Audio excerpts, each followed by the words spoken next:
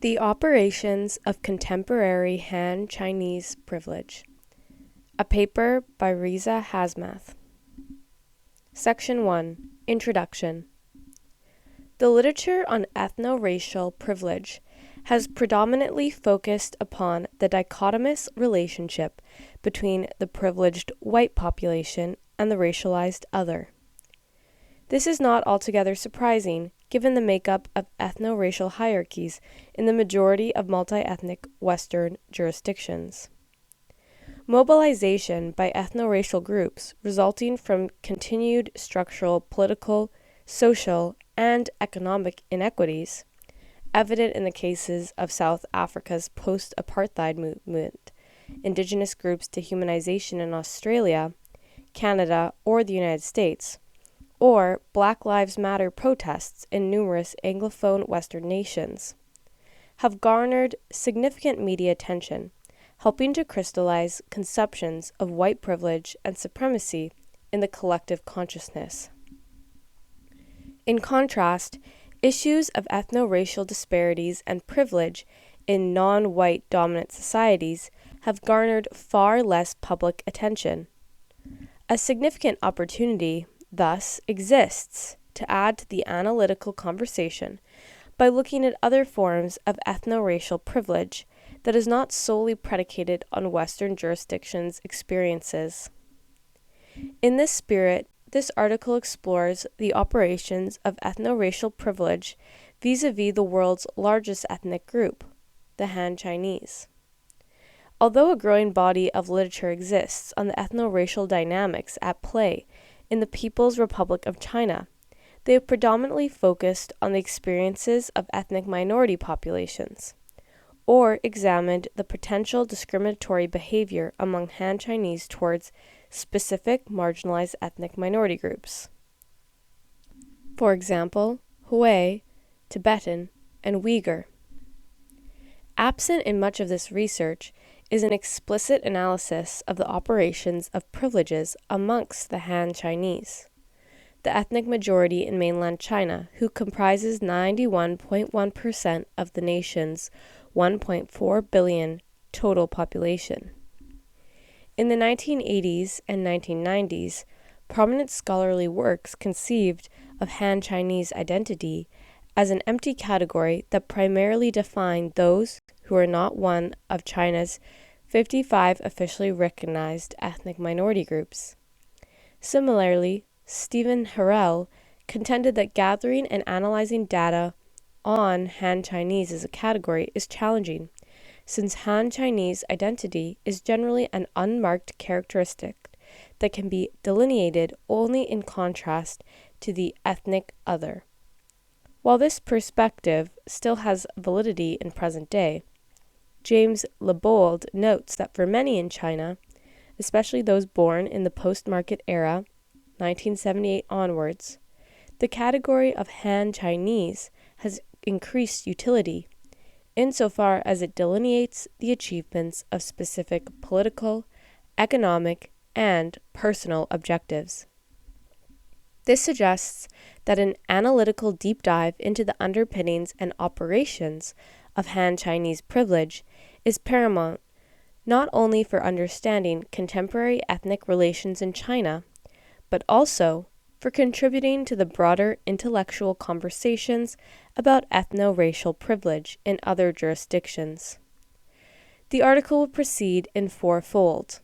The first section introduces the conceptual framework of ethno-racial privilege, with notable reference to white privilege as a philosophical underpinning.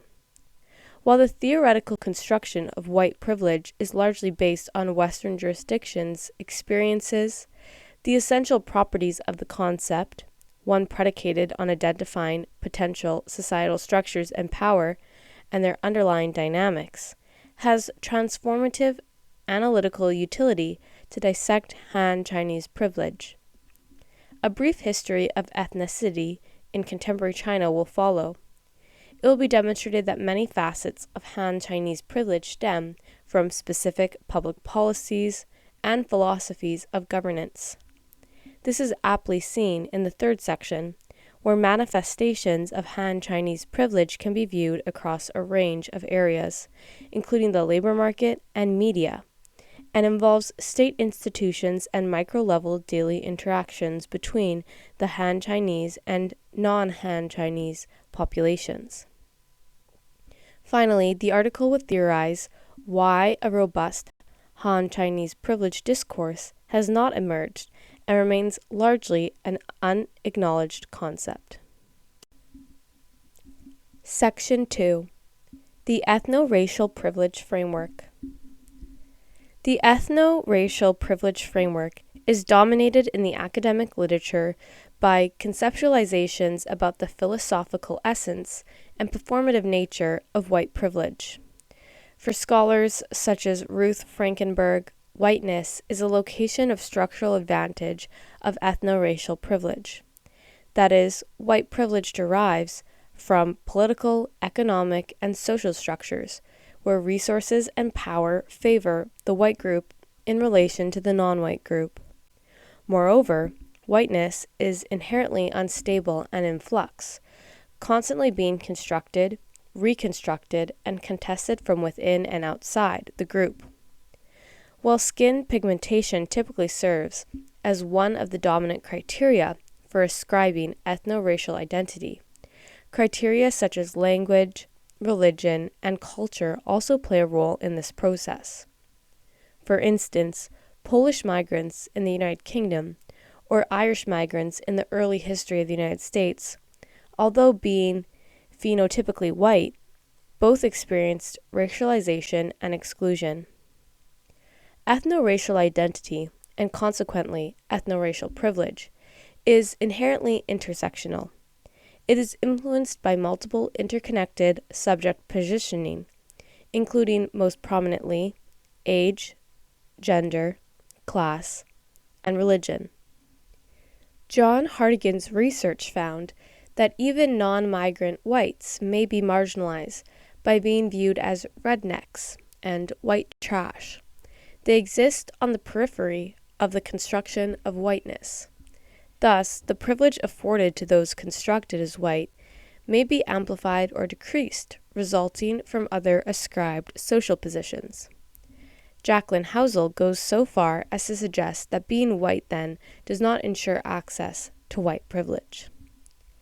Ethno-racial privilege in this context is defined as the added benefits awarded throughout one's life course due to being a member, or perceived as such, of a dominant ethno-racial group, for example, white or white passing.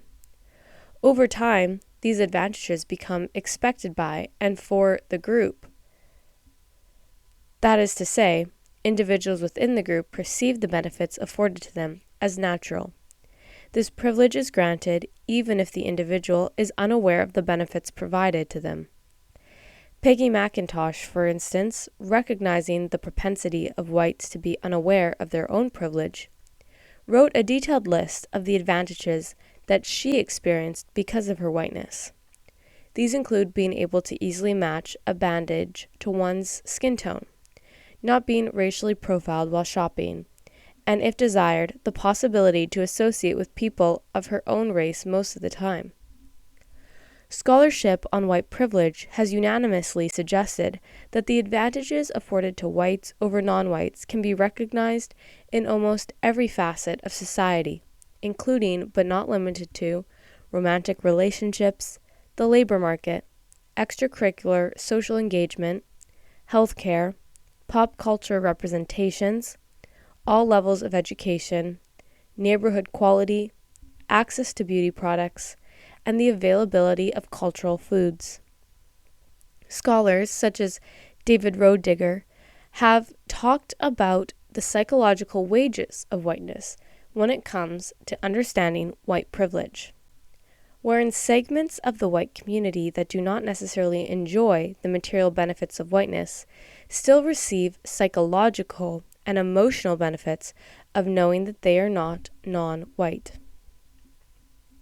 Overall, these micro-level everyday realities point to the underlying privilege of whiteness being the societal norm. That is, the white population can reasonably expect to progress through life, knowing they will be prioritized by the government, market, and civil society. Non-whites, in contrast, exist on the margins. While their needs may be addressed, they are not the first priority. In many instances, non-whites must mobilize, engaging in collective action and other forms of resistance to have their basic needs addressed and/or to gain access to the same rights and privileges extended to the white population. Scholars have also focused on bringing attention to the reasons why such ethno-racial privileges exist. The general consensus is that ethno-racial privilege in Western jurisdictions is largely rooted in past acts committed by whites, such as slavery, colonization, and imperialism. Consequently, white privilege has gained a certain innocence to it, in that the current-day white population are not responsible for such past injustices, and therefore are not responsible for their privilege. This view is inherently problematic. For most, it is counterfactual to the mechanism that maintains white privilege. White privilege was not just a result of discrete historical events, but rather it is contingent on the continued exploitation of the resources and labor of non-whites. Moreover, this domination is institutionalized and in part sustained through the adoption of past and present public policies in healthcare, education, housing, policing, taxation that continue this exploitation. Zeus Leonardo picks up this point and argues that white domination emerges out of a patterned and enduring treatment of social groups. It is secured through a series of actions, the ontological meaning of which is not always transparent to its subjects. Anne Bonds and Joshua Inwood reach similar conclusions in their discussion of ethno-racial supremacy. They contend that the material and hegemonic advantages afforded to whites exist as a direct result of the construction and maintenance of ethno-racial structures that, on one hand, causes violence for non-white ethnic minorities, and on the other, benefits whites. Hence, white supremacy is not a past reality, nor is it merely an ethos espoused by extremist groups. Rather, it is an accurate description of the current reality within white-dominated states. Further, the everyday logics of this system are reproduced through spectacular and mundane violences that reaffirm empire and the economic, social, cultural, and political power of white racial identities. The insights gained from the ethno-racial privilege literature, dominated by the white privilege discourse, provides an entry point to better understand the operations and performance of Han Chinese privilege. It allows for the development of an analytical baseline of the essential attributes that are common and potentially differentiated in Han Chinese privilege.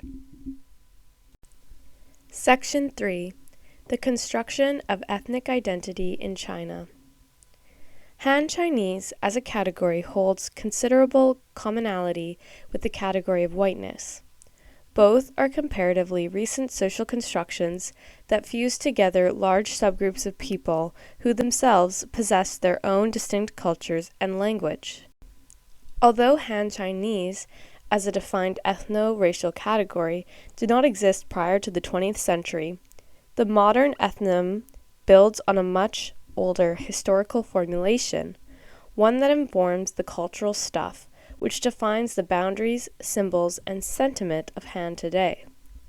The older formulation gained meaning in the contemporary era through the introduction of conceptions of ethnicity and race by grafting the two together. Han Chinese identity could be mobilized in a process of opposition and contrast to the ruling Qing Manchu dynasty.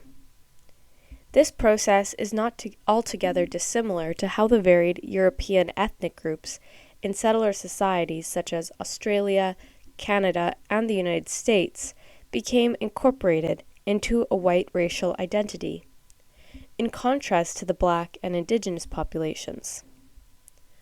alternatives to a Han Chinese-centric approach quickly emerged in the post-Qing Chinese Republic, largely out of practical necessity, in that essential border regions were the homelands of Tibetans, Uyghurs, Mongolians, and other minority groups. As such, a more pluralistic vision of a republic of 5 peoples, Han, Manchu, Mongolia, Tibetan, and Hui, which generally referred to all Muslims ethnic groups, was proposed by Republican leaders. When Chiang Kai-shek took over as leader of the Republic of China, he rejected this approach, and instead advanced the concept of a single-race republic, in which the Republic of 5 peoples belonged to a supra-ethnic that had existed since time immemorial. All of these aforementioned conceptions of Chinese identity continue to influence the ethno-racial discourse in contemporary mainland China. As a Han Chinese-dominated party, the Communist Party of China, CCP, had to develop a strategy to manage the minority-heavy bordering areas of northwest China and Inner Mongolia. At minimum, and arguably perhaps at the level of rhetoric, the CCP initially sought to protect the minority border populations from Han Chinese domination. There are 3 primary reasons for this. First, they drew inspiration from the Soviet Union's ethnic management policies. Second, throughout the Long March, 1934 to 1935, Chinese communist leaders encountered the ethno-cultural diversity within China as they traveled from southeast to the northwest. Furthermore, they offered ethnic minorities preferential treatment, official recognition, and the promise of autonomous regions in exchange for their support against the Kuomintang during the Chinese Civil War, from 1927 to 1937, and again from 1945 to 1949, and against the Japanese during the Second Sino-Japanese War, from 1937 to 1945. Third, the communists adopted their position out of a desire to oppose and stand in contrast to the Kuomintang in almost all areas. Notwithstanding these reasons, in the end, the CCP rejected the Soviet Union's policies of ethno-federalism and took a position closer to the Kuomintang, stressing the inclusiveness of the Han-dominated Chinese nation. In 1953, the CCP encountered a problem. No one was entirely sure who was an ethnic minority, nor was anyone sure how populous these groups were. Thus, the state undertook the considerable task of categorizing the ethnic population. At first, they employed a census, which catalogued demographic data as well as respondents' self-reported ethnicity. This preliminary effort identified over 400 ethnic groups, a situation that was both surprising and unworkable from the state's perspective. In 1954, the CCP dispatched teams comprised of ethnologists, linguists, and party cadres to regions with substantial ethnic minority populations, with the goal of categorizing and identifying prospective ethnic groups. The teams were not only interested in the characteristics, such as culture, religion, and social history, of the various communities, but also in the perceived feasibility of merging community subgroups into new ethnic groups. This approach was successful in tricking the previous 400-plus ethnic groups identified through self-identification into 39 ethnic groups, who subsequently gained official recognition. An additional 16 ethnic groups gained official recognition in 1965, with the last ethnic group added in 1979. Following the recognition of the initial 39 ethnic minority groups, the state enacted a regional ethnic autonomy policy, which introduced a series of affirmative action policies for ethnic minorities. The state expanded this affirmative action regime in 1984 and 2001. Ostensibly, The purpose of these policies was to improve national unity and to modernize and improve the economic conditions of the ethnic minority populations. In effect, the CCP constructed the image of ethnic minorities as backwards, in contrast to Han Chinese, who were depicted as vanguards of the revolution and the most advanced in a Marxian conception of progress. Ironically, whites in Western Europe, Australia, and North America invoked similar notions of progress and backwardness to justify colonialism, indigenous and aboriginal oppression, and or foreign intervention. Nonetheless, there existed a certain contradictory attitude by CCP leaders, who saw themselves as both essential to safeguarding the revolution and as a threat to national stability and unity. Mao Zedong himself warned in a 1953 directive to the party that Han chauvinism was ubiquitous among the party and populace writ large, and that they needed to eliminate it. In effect, ethnocentrism was contradictory to the founding principles of the PRC, but paradoxically, as the then Premier Zhou Enlai pointed out, the various minority groups must secure the help of the Han Chinese and more advanced nationalities, study the experiences gained by these nationalities, and induce their own cadres to work for the good of their nationality. Affirmative action policies came to an abrupt halt during the tumultuous climate of the Cultural Revolution from 1966 to 1976. Extremists within the CCP attacked ethnic minority populations for their traditional practices, and pressure to assimilate was exerted upon minorities. After the Cultural Revolution ended, many of the prior policies were reinstated, and from the 1980s onward, in keeping with the general reformist attitude of the time, expanded affirmative action policies for ethnic minorities were introduced. Although these policies vary by jurisdiction, province, autonomous region, or municipality, they tend to include certain exemptions from the government's family planning programs, preferential treatment in school examination and admission, hiring and promotion in the state sector, infrastructure development and improved access to political office, allowing tax revenues to stay in ethnic minority regions. Whether these policies have been effective in achieving their intended goals of improving national unity and the economic conditions of ethnic minorities remains debatable.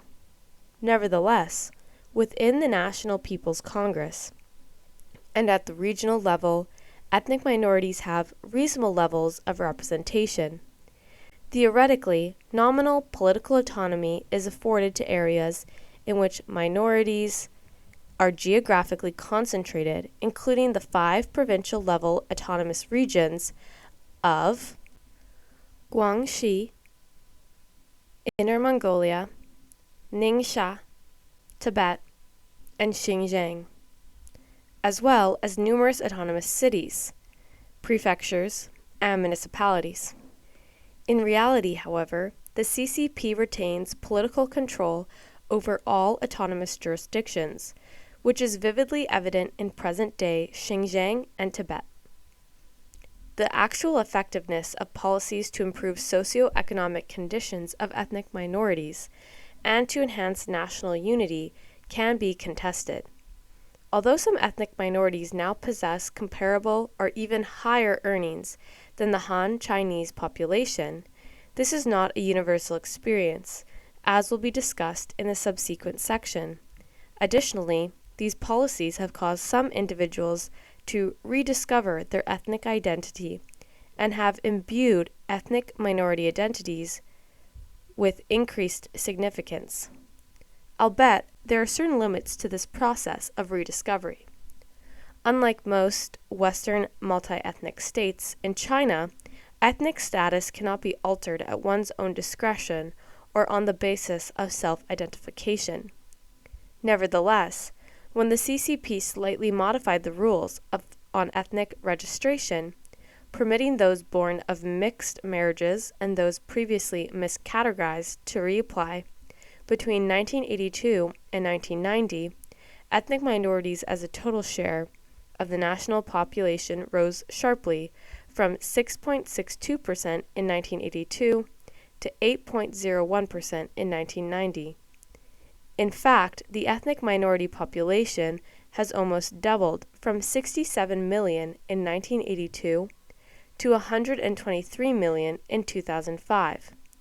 This is an increase that cannot be accounted for by birth rates alone, and can be largely attributed to the fact ethnic minority privileges were perceived as an advantage. Interestingly enough, these privileges have resulted in increased Han Chinese resentment towards the perceived unfair advantages afforded to the ethnic minority populations. This is even to the extent of stating that it is reverse discrimination against Han Chinese. Scholars have also become more critical of the state's institutionalization of ethnic differences. Ma Rong, for instance, suggests that ethnic policies have led to new hurdles in the construction of a collective national consciousness. This questioning of the CCP's official ethnic policies has signaled and given cover for Han Chinese netizens to voice their dissatisfaction with the ethnic status quo in China. Notably, these criticisms do not always attack the CCP. Instead, much of Han Chinese frustration is aimed at ethnic minorities themselves, or those who are perceived as supporting ethnic minorities. Muslim minority groups in China, in particular, are the target of negative comments, often being framed as outgroups who do not belong in China, even though those engaged in such practices are not directly supporting a Han Chinese-centric or Han Chinese supremacist viewpoint. By constructing ethnic minorities as foreign and often inferior, they are implicitly endorsing a Han Chinese-centric ethnic dichotomy. Significantly, the total number of individuals engaged in expressly advancing Han Chinese ethno-nationalism is quite small. However, the number of individuals sympathizing with these perspectives and visiting online platforms where these views are promoted is notable. Moreover, those who hold negative views of affirmative action policies and/or ethnic minorities could be converted into adopting a more overt form of Han Chinese nationalism. In sum, Han Chinese identity is historically contingent, drawing meaning from the imagination of a past Han Chinese culture and identity that gained salience in the contemporary era. Furthermore, both minority and majority ethnic identities have been nationalized in the PRC's ethnic policies, fostering a varying sense of meaning and belonging to both groups, albeit one that privileges Han Chinese in a variety of important facets. Section 4. Types of Han Chinese privilege. Forms of Han Chinese privilege can be displayed in the labor market and media, and involves state institutions and micro-level everyday interactions between the Han Chinese and the ethnic minority populations. While forms of Han Chinese privilege are illustrated separately later in this article, it should be noted that there is a strong relationship between them. For instance, if ethnic minorities have differential access and benefits in the labor market relative to the Han Chinese, this can potentially lead to a lack of meaningful contact between both groups.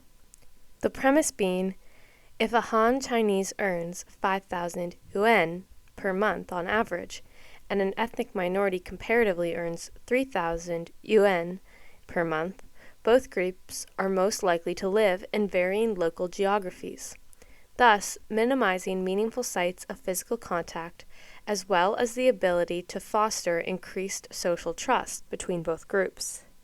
This in turn can serve to perpetuate negative stereotypes and the commodification of ethnic minorities in the media.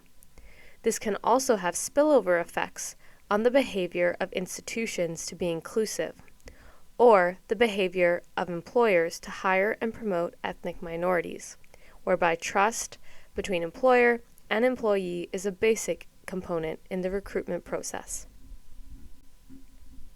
Labor market. One might reasonably presume that China's extensive affirmative action policies would benefit ethnic minorities in the labor market, or at least help to mitigate the structural advantages afforded to Han Chinese. However, this has only been partially true. The existing literature on ethnic minority labor market outcomes paints a decidedly mixed portrait. Research into the job application process has found that the Han Chinese have advantages over their ethnic counterparts. Margaret Maro Fazio, performing a resume audit study, found that Han Chinese females were far likelier to receive a job callback than their Mongolian, Tibetan, and Uyghur counterparts. In a comparable experiment, Yu Hu et al. Found significant evidence of discrimination against Muslim-dominated ethnic groups such as Huays and Uyghurs in the hiring process, with this cohort being 50% less likely to receive a response to online job applications. Moreover, higher human capital for this cohort of applicants does not fully accentuate this bias. Similarly, Riza Hazmath and Benjamin Ho found through interviews that ethnic minorities experienced or perceived discrimination on the part of prospective employers at each salient stage of the recruitment process. This was most prevalent in the case of outsider ethnic minority groups, those perceived as most dissimilar to Han Chinese culturally and phenotypically, such as Turkic ethnic minorities and Tibetans. After the hiring process, ethnic minorities still report perceptions of discrimination and trouble fitting into the culture of their Han Chinese-dominated workplace. Xiao Guang Wu and Guangyia He noted that Uyghurs and Kazakhs, as well as the Hanai, Yao, and Dong, faced earning wage penalties compared to Han Chinese counterparts in the regions they live. Such outsider ethnic minorities are perceived as less productive and lacking in hard skills compared to the Han Chinese population. They face greater discrimination than Han Chinese and/or other ethnic minority populations. Even when outsider ethnic minority groups do have equivalent qualifications, employers may devalue these qualifications, since they perceive them as resulting from affirmative action policies.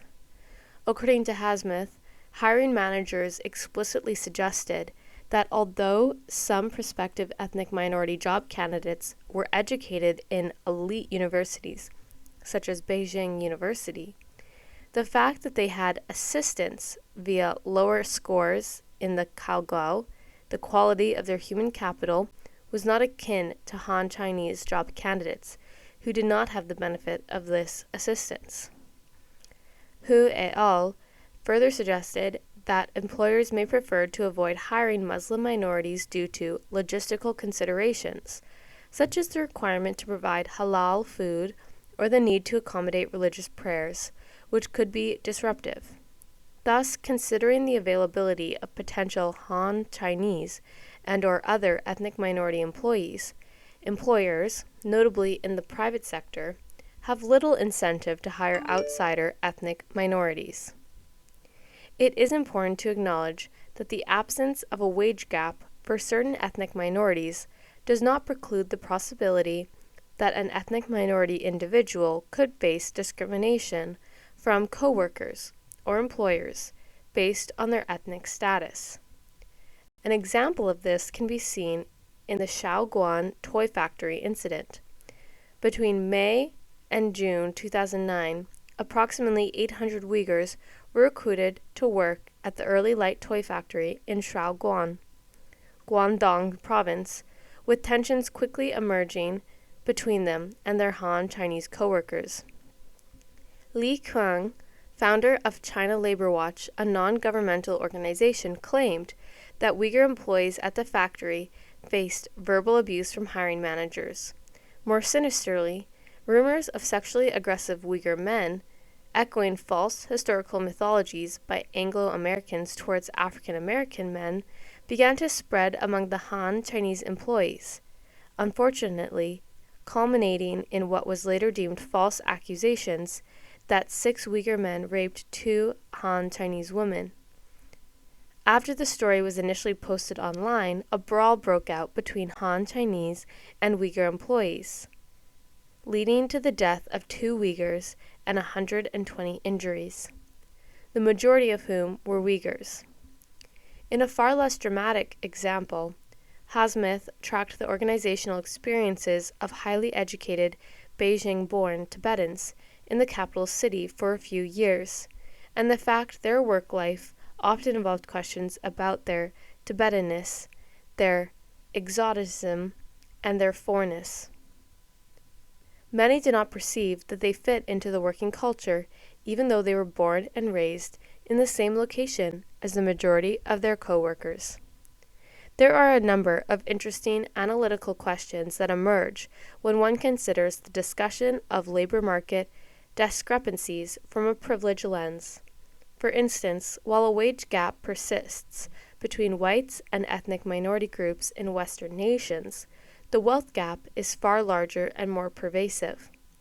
Although there have been numerous studies on the growing wealth gap in China, the ethnic minority dimension has not been meaningfully explored.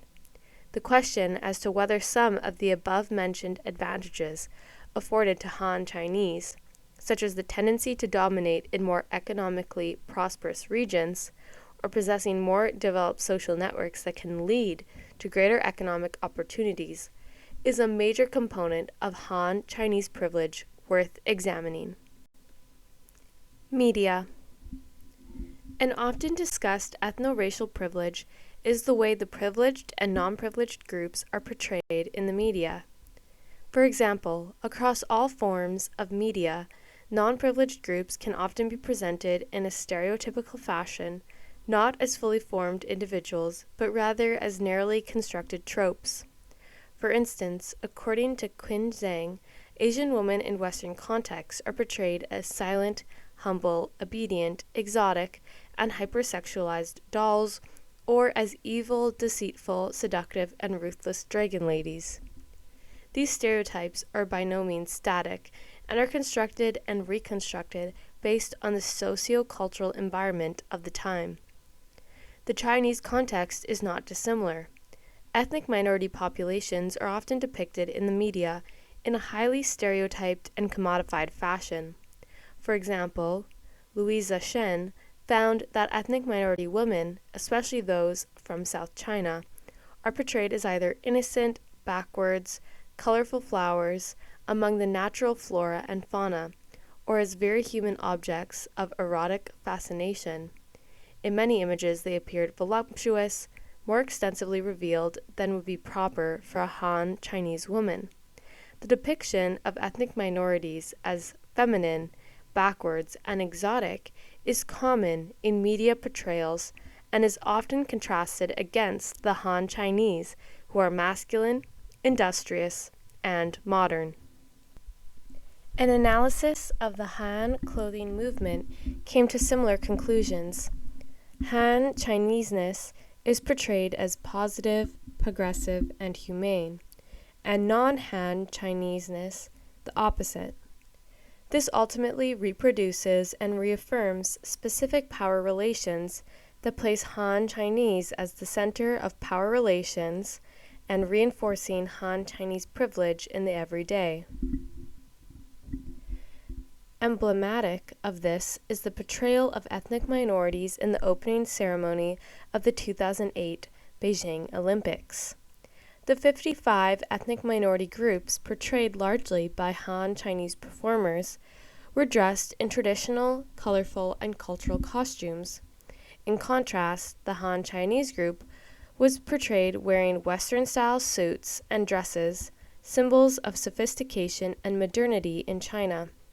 The contrast between the colorful ethnic minorities and the Western-style garbed Han Chinese further enhances the perception of ethnic minorities as exotic, foreign, and backwards.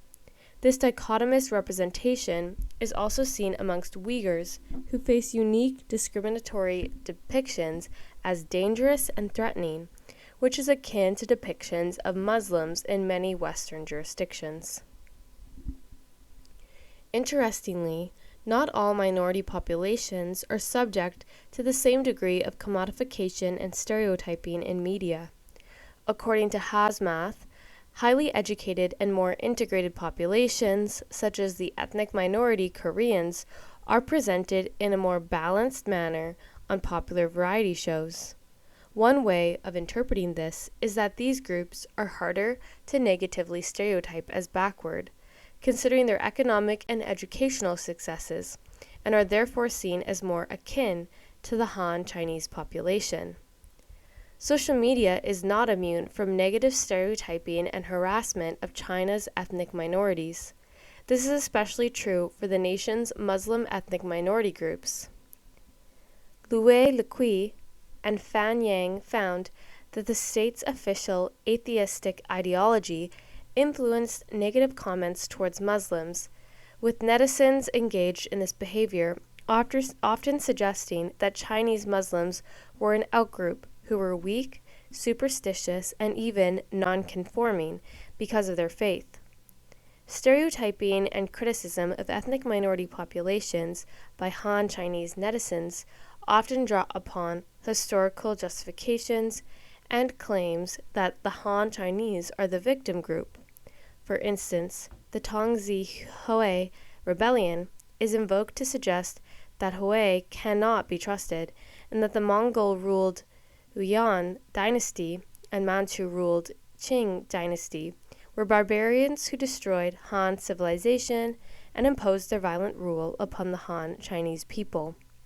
Furthermore, as previously discussed, preferential treatment afforded to minority populations often inflames rancor among members of the Han Chinese majority, who disagree with the state providing benefits and resources to ethnic minority populations. For some Han Chinese ethno-nationalists, the weakness of Han Chinese identity, coupled with existing affirmative action programs for ethnic minorities, are taken together to suggest that the Han Chinese are the ones facing the most discrimination. This is the comparable to narratives amongst some white nationalists in Western nations. Other potential manifestations. The research into other potential manifestations of Han Chinese privilege is still relatively nascent. However, there is evidence to suggest that the Han Chinese population disproportionately benefit from broader public institutions. For example, in the field of education, Han Chinese knowledge, history, and culture are privileged, whereas ethnic minorities' history, knowledge, and culture are severely underrepresented. The minuscule number of textbooks that discuss ethnic minority populations has a tendency to present a very narrow picture of ethnic identity. As Yuanzhang Wang and Joan Fillion found in their study of elementary school textbooks that had minority content, minority festivals, clothing, and customs are the focus. Minority heroes, history, literature, and music are excluded from said textbooks. Minority issues related to language, culture, identity, poverty, minority students' high dropout rates, and poor economic development are admitted. Similar to observations pertaining to the media, in many of these texts, Han Chinese knowledge, and consequently the Han Chinese, appear as civilized in contrast to depictions of the backwards ethnic minorities. This parallels much of the treatment of indigenous peoples' culture and history and knowledge in settler societies such as Australia, Canada, and the United States. Other areas where there have been some indications of Han Chinese privilege includes access to health care, differential treatment in the justice and policing system, access to external finance, and access to government connections, the latter 2 points being important components for starting and succeeding in the private sector. Section 5. The absence of Han privilege discourse. Han Chinese enjoy privilege across a range of contexts, not dissimilar to those that have been documented for whites in multi-ethnic Western societies. However, unlike many jurisdictions where discussion of ethno-racial privilege has become commonplace, not only in academia, but in politics, media, and everyday conversations, this has not meaningfully occurred in China. There are several primary reasons for this. First, official state policies and philosophy conceive a unified Chinese nation comprising of 56 ethnic groups who live in a harmonious situation. The CCP has carefully managed any discussions that officially divert from this standpoint. This can be seen in the framing of affirmative action policies as being necessary for modernizing the underdeveloped or even backwards ethnic minority populations. From the 1950s onwards, this was portrayed as the older brother, Han Chinese, helping the younger brothers, ethnic minorities, to achieve a higher state of progress from a Marxian perspective. While the state has allowed minimal criticism of these policies to publicly circulate, they are usually conducted by members of the privileged Han Chinese community, for example, the writings of Mao Rong, rather than non-privileged ethnic minority community. The type of large-scale mobilization of non-privileged ethnic minority groups around, perceived or actual, structural inequalities witnessed in multi-ethnic Western nations, such as the civil rights movement or the anti-police brutality protests, would be unacceptable to the CCP.